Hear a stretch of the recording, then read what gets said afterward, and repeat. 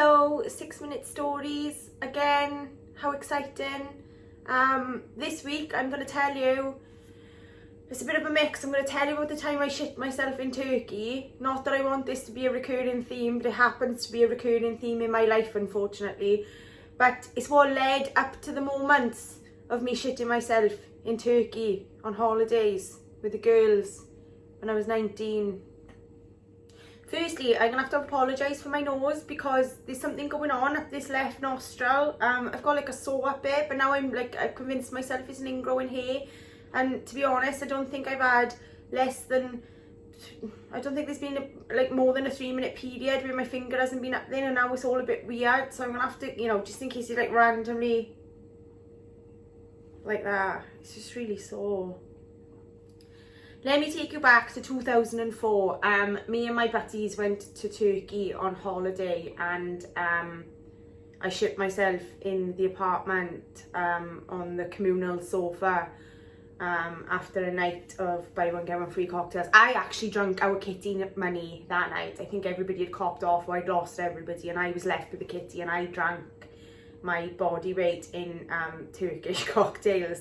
And the next day, I remember it really vividly, I was lying on the sofa because I had a bad leg, okay? And this is the vital bit of the story. I had a really poorly leg, which I'll go into, but I was lying on the sofa and everybody was sort of like hungover and hanging about in the apartment. And I farted, but obviously I didn't want to tell them I'd farted because, you just literally admitting to shitting yourself then. So I was like, I think I've wet myself, knowing full well I just shit myself in front of everybody.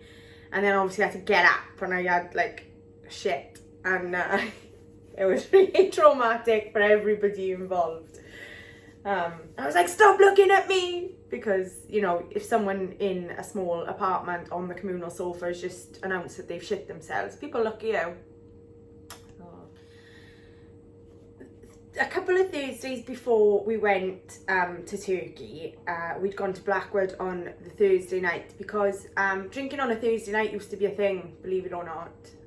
It was a really good thing. So Blackwood is a couple of valleys down from where I was living, from Ebervale, and we all used to just bound down to Blackwood and get shit-faced on a Thursday night. And after the pubs had closed and we were waiting for our minibus, I had gone for a wild piss, as you do.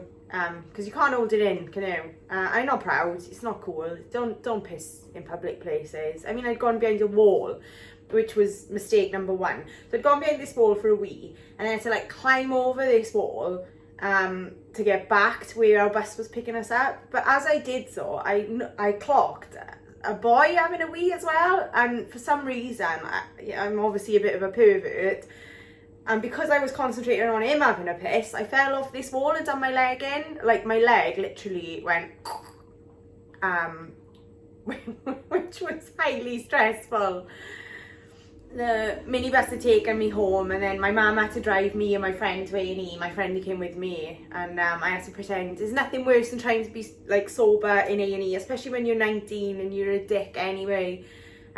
But yeah, so they x-rayed and everything, and it was just really badly mangled, and they gave me crutches and sent me to a physio, which is where it gets interesting.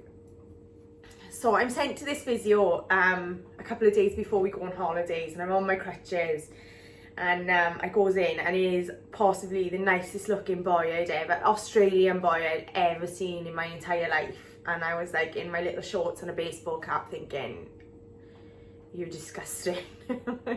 Don't tell him you were drunk. Don't tell him you were drunk perving over someone having a piss and you hurt your leg.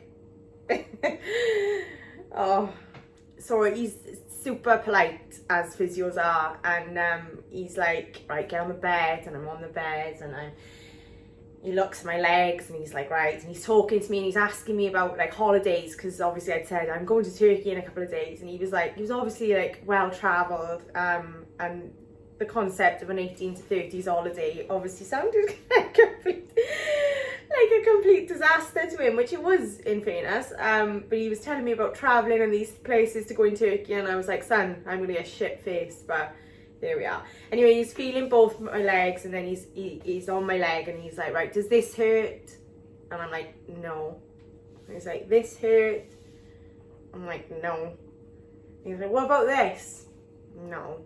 And then he does these weird things with my knee and he's like, does this hurt? And I'm like, no. And he's like, well, I don't really know why you're on crutches or why they sent you.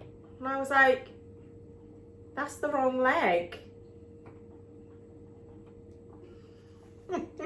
I thought he was comparing legs. So I thought he was checking the good leg out before having a go at the dodgy leg. But he wasn't. He was mortified. I was laughing. And then I felt stupid because he was mortified. But I was like, I just thought you were comparing. Yeah. So yeah, it was the cartilage in the other leg that was mangled. And I had to stay on my crutches. And I had to take these crutches to Turkey, which was nice because we got upgraded on the flight for the leg room. But yeah, the crutches then were in the corner of the apartment. The corner of the apartment that I went on to shit myself in. So yeah, that's my 6-minute story this week. Moral of the story, you need to be on the same page as the physiotherapist.